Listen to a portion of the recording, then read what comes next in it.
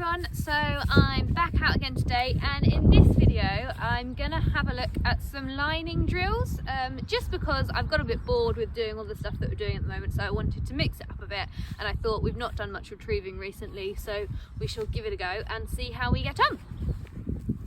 So the exercise we're going to work through in this video, I've heard called a wagon wheel, and I've also heard it called round the clock.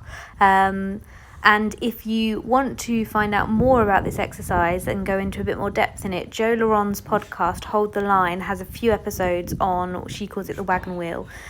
So definitely check that out. I'll pop a link to her podcast in the description below. But for this exercise, just because we were doing it as a bit of a brush up, I didn't want to make it too complicated, so we have gone out with 4 dummies, and you'll see here I've walked out to the middle and I'm now throwing dummies out. So I've got one at 12 o'clock, one at 3 o'clock, one at 6 o'clock and one at 9 o'clock. And then what I'm going to do is I'm going to pivot round and I'm going to line and center for the first dummy I threw.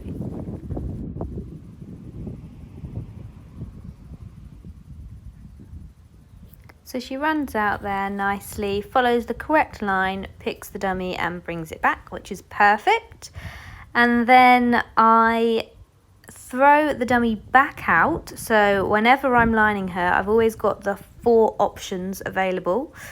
And then we are going to rotate round and pivot at heel. And I must say that was an awful pivot, but then I line and center for the next one. And so we continue round the clock face or the wagon wheel in that pattern, lining for a retrieve and then throwing it back out, rotating round to a different one.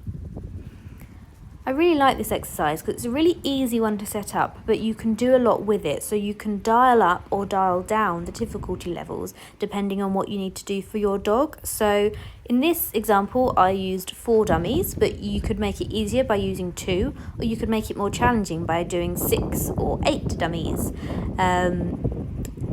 You can also play about with the difficulty levels depending on the colour of the dummies that you're using. So if you're using white dummies, it's going to be a lot more visual for the dog. So for a dog that's learning, that's going to be probably a better choice. You can progress on to using green dummies, so that's what I'm doing here, mainly out of convenience, if I'm honest, because I didn't have 4 white dummies on me, so it's poor planning. But if you use green dummies, your dog can't see them quite so clearly, so they're going to be trusting your line a bit more. So if you're trying to progress things on a bit more, that would be an option. And then also something that Jo Laurent mentioned in her podcast, which I felt was a really, really interesting idea, was setting up so you had 8 dummies, and so you had your 12 o'clock and your 3 o'clock, and then between them you had another dummy, but one that was pushed out further away. And so if you wanted to make that setup easier, you could have a green dummy at 12, a green dummy at 3, and then a white dummy pushed through at 1:30, I guess, because it's going to be really visual, so it's going to help take them through those 2 distraction dummies to the dummy that's further out.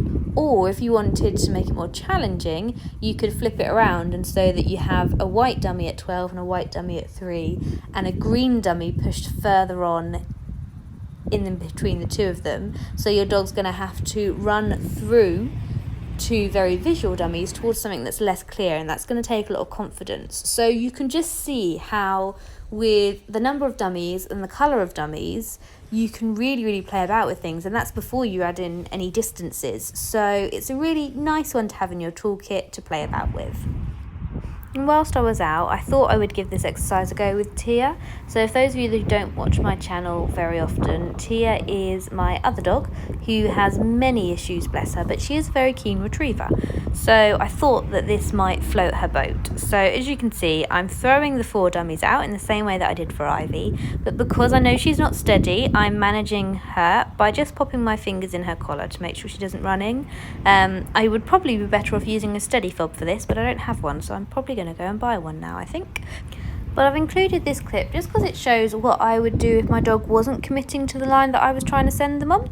So I've put my arm out and I can see through her body language and where her eyes are looking that she's still committed to the last dummy that I threw. So what I do is take a few steps closer to the dummy that I'm lining her towards, and then I reline, and when I know I've got commitment, I give her the verbal cue and off she goes to retrieve it.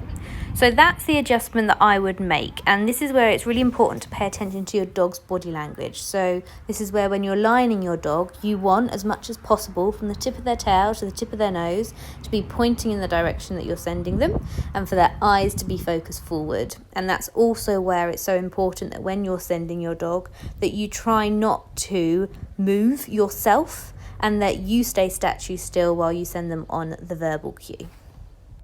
But that's it for this video. So hopefully that's just another little interesting exercise that some of you might want to add into your training toolkit. As always, if you have any tips, any advice or any questions, please feel free to pop them in the comments below. And thanks for watching.